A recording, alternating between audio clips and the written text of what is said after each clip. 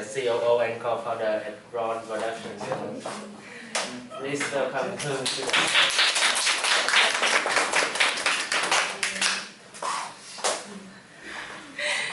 Okay. Okay, so hi everyone. I think somebody here knows me, but mostly no. So let's do a brief introduction. So my name is Huong and I'm a CEO and co-founder of Ron Production House. We are an event production agency. So what do we do is that we provide practical event production services for corporations and organizations. So basically coordinating with vendors, contacting speaker, building an agenda, also like handling with volunteer things, everything like that. We don't do wedding and party, unfortunately. We focus on B2B events. For example, like conference, seminar, hackathon, sometimes organizing workshop for corporations to solve their challenges. And a little about my journey. I incorporated the company, I think last year, 1 year already. So in July 2018. So my journey in order to become an entrepreneur, because today I think that in here a lot of people are interested in the topic of startup or like doing business, and I think some of them already have business, or some of them maybe just interested in the topic, and maybe in the future you guys will open your own one. So the topic about startup and entrepreneurship is kind of, how to say, it's popular now. So it's quite a trend. People see someone that started a business really cool. So they are their own boss. They don't have to listen to anyone. They can do whatever they like. Someone will disagree with that. But there's a lot of things that people don't tell you when you become entrepreneur. And actually, even when people tell you, you still experience that. So the topic that I bring here today is it's quite surprising because yesterday Daniel told me to do this. So the topic that I bring here today is what you need to know when you become an entrepreneur. It's kind of boring topic compared to her. No, not at all. I want to know because I haven't been an entrepreneur. So I don't say that myself I know a lot about entrepreneur, but let's say that I share with you my story and maybe it could help you at some point. First is maybe start with my journey. I come here to study 3 years ago, and after the first year I kind of lost. I don't know which major should I choose, so I decided to let's go out and work. So you need to work in order to know what you like. So I got an internship in one of the event production company. They also do co-working, so that's how I met my boss. Thank you. And that's how I met my boss. And when he moved to another company, I also go with him. And after that, we have a really good synergy working together. After 2 years, we have our own business. We just say like, okay, why don't we are so good at producing events, then why don't we just do it ourselves? So that's how I start my journey. In January this year, I got into Foundry Institute for one of the projects that I'm working on. So it's also an acceleration program. Okay, so come back to that one. I'm talking too much. So what you need to know when you become an entrepreneur, the first thing is that always need to listen to the market. Most of the entrepreneurs, most of the startups fail because they fail to develop a product that meets the market. So they wasting like 2 or 3 years building a perfect product that no one wants to buy it. So let's say when you have a really cool idea, you think that, okay, I'm going to change the world because of this. But when you go to pitch to someone else and they say, okay, yeah, interesting. But then will people buy it? Nah, no thanks. Why? Because it doesn't solve their problem. That's why they don't buy it. And so what you need to do, like before you start a business, then you need to validate ideas. So normally in a lot of acceleration program, idea validation is the most important stage when you start a business. Because you need to test in a smaller scale to see if out there will be someone who buy your product or not. Let's take an example. One of my friends' he wants to, let's say, write a series of books, 5 books about project management. But he doesn't know, okay, if it's going to sell out or not. handwriting book.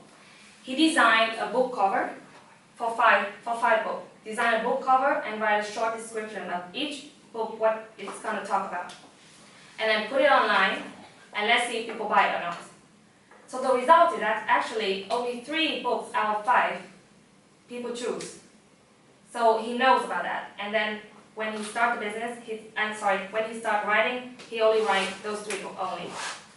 Another example is that one of my partner, he's doing in real estate industry. He has a new concept about like a 7 square meter apartment. And he doesn't know how people react to that. And instead of you sitting home and guessing, oh, people gonna like this design, people gonna pay this amount of money to stay in that apartment, what he did is that he building up the 3D modeling. You can do that really easily with the Google SketchUp, or you can do like design something with Canva, or kind of free tool online, and then he publishes. And after that, he see that after 2 weeks, there are 70 subscribers. And based on that, he knows that when he launch it out, there are going to be people who are going to buy it. So that is how you test the idea. You don't need to, make it too big, because in the startup world, there's a term called MVP. I think most of you know about that. So MVP means minimum viable product. So it's a product that has just enough feature to satisfy early customer. And then they will provide you with feedback and improve your concept. And so instead of you have to develop that yourself, then you testing and develop your concept together with your potential customer. So that is how it works. So in this way, having an MVP, you don't need to put too much effort, too much time, and you still get the result that you want. And it's really it's lower the risk that you have to take. Because think about it. For example, if you want to open a restaurant, I see that some Vietnamese people, they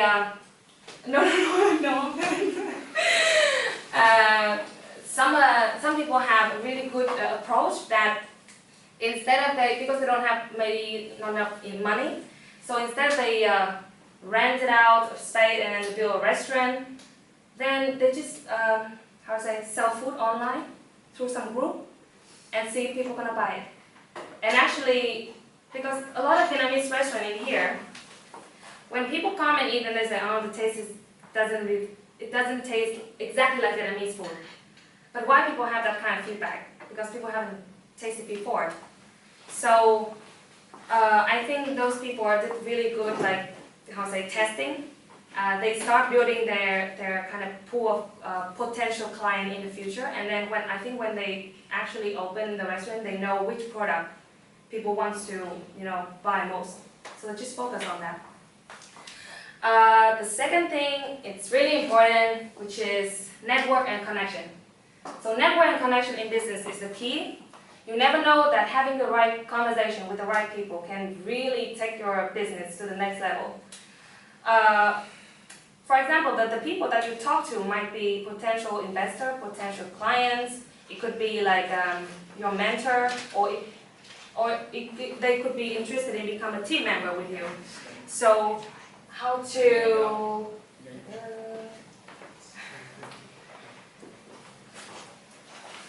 I think that a lot of people kind of misunderstanding or think that networking is only about shaking hands or exchanging business cards or connecting through LinkedIn, but it is a part of it. But networking is more than that. Networking is about building relationships.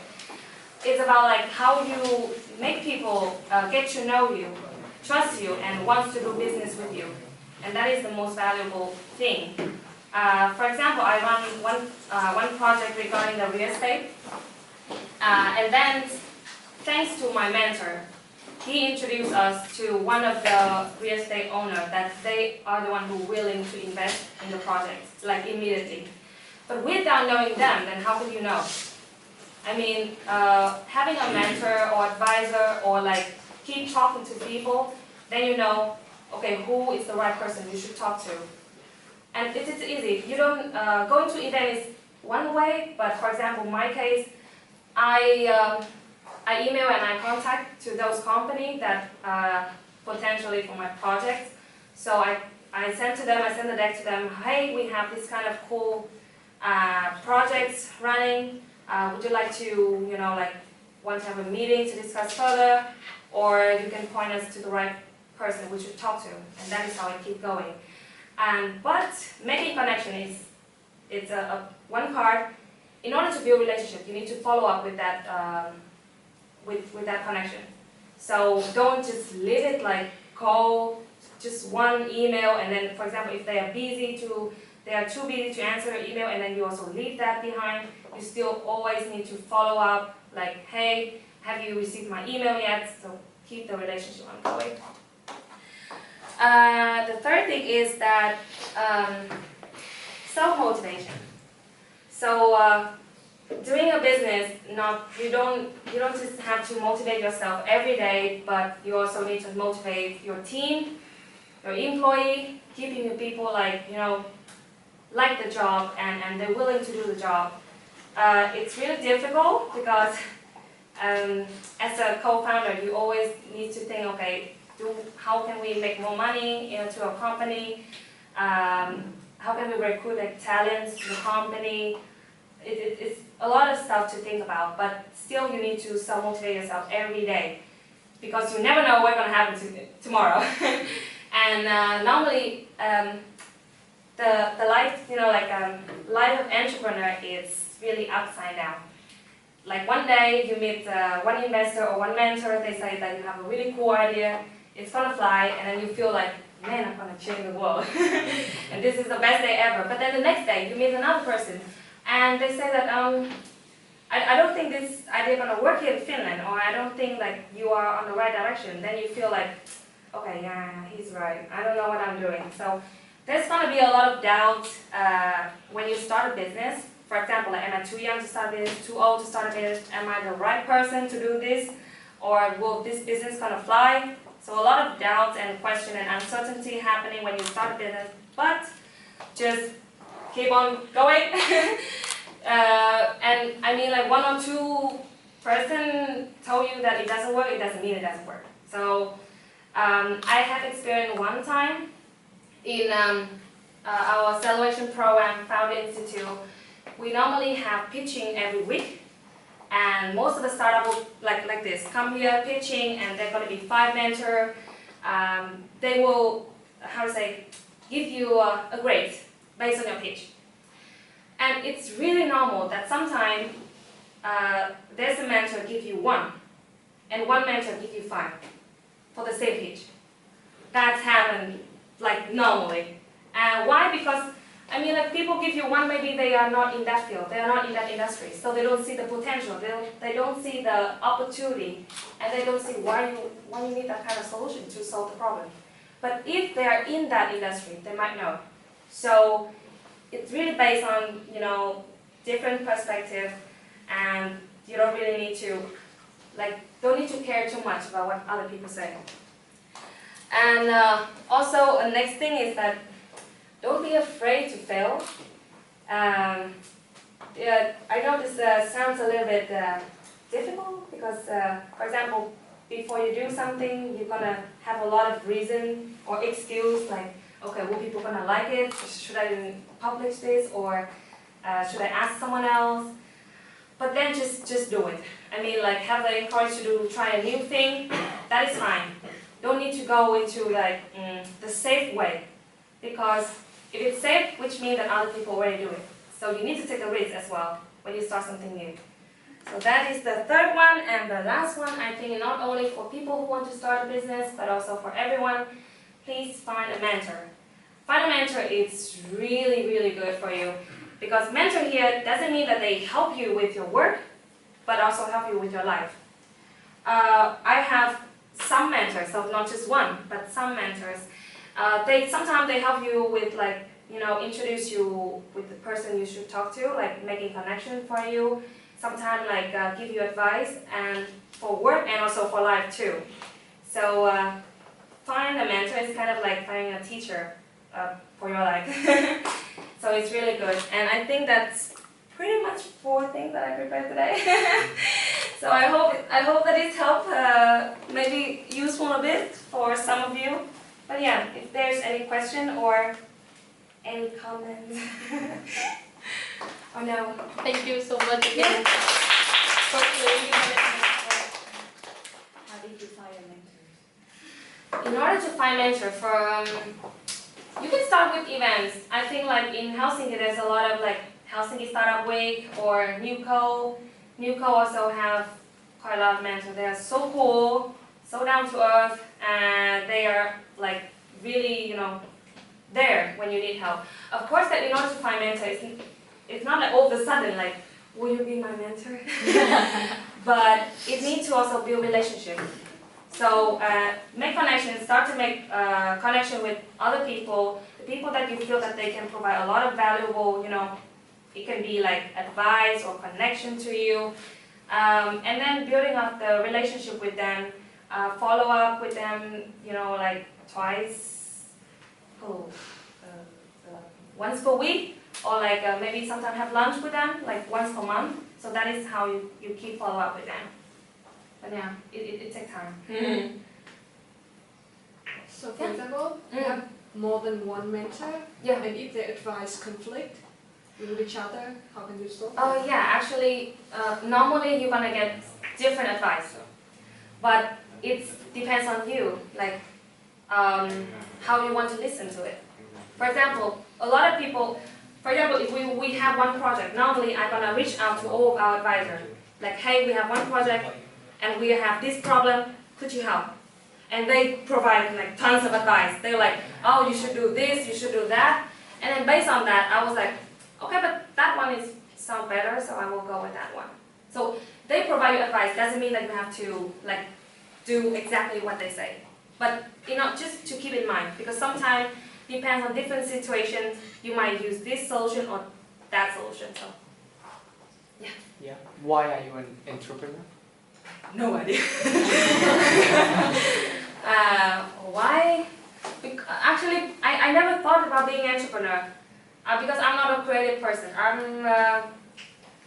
Before that, I don't like to be an entrepreneur, but because the thing is, when we start our own business I start my own business with my previous boss. We just think about we want to do it. That's pretty much it. We don't think too much. Oh, we start to do a business or something. We don't think that much. But everyone will have their own story why they become an entrepreneur. Some people have their own hobby and they turn it like into business, so they can make money out of their hobby. For example, like doing YouTube. Some people, it's just all of a sudden they see some kind of problem and they really want to solve it, or yeah, something like that. So yeah. Thank you so much for all the sharing. No. I remember the story you share when there's a pitching contest and all the different advisor or judger give you feedback. So how should you or how should us deal with a negative feedback? If people give us like a very bad grade, does this really have some meaning behind? Should we still take into consideration, or? Well, it depends, because, for example, if they make a really good point, then we should really think about it. Like, if the mentors say that this idea will never fly in this market, let's say, for example, then I will take it into consideration, because I'm new here and they're born here. So they know the culture, they know their own country, they know the people. Of course, they're gonna have much better perspective. But they say that it doesn't mean that I'm gonna listen to them. I'm gonna do like research. So I'm interviewing more Finnish people, let's say, to see if it's right or not. Because I mean, some mentors, they are so old-fashioned. They're still they don't think too much about innovation and everything. Yeah. Especially in real estate and construction. So they're still really in traditional model. So sometimes it's because of them. They don't want to change, not because of you, because you want to be innovative. So yeah. Thank you. No question.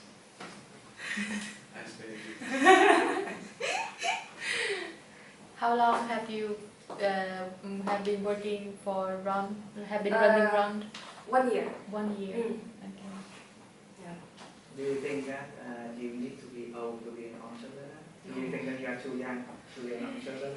Do you think that you are too pretty also to be There, I mean, in Shark Tank, there's a lot of like, teenage entrepreneurs. So there's, like, no way you're gonna be too old or too young to start your own business. Until you actually have solution or you have, solution to solve any other people problem, then you become an entrepreneur. That's pretty much it. But yeah. But one more thing is that having idea is good, but if idea that can't turn into business, which means that idea that can't make money, then it's useless. So, for example, if you let's say, how say that, like you invent some kind of product that it's really cool, but people are okay with, the original one, so why they need to switch to your product. So sometimes it happens, sometimes nothing happens. And a little bit addition to the MVP, like you test your idea. Some people told me that, okay, is it possible to test idea for free? So I don't actually recommend that. The reason why, because it doesn't show anything. You didn't test what you want. If you give that kind of prototype or MVP for free to people to use it, then you don't know that people use that because it's free or because they need it. So for example, a lot of tech startup in our program, they pitching like, our app has like 2,000 users, but they're all free.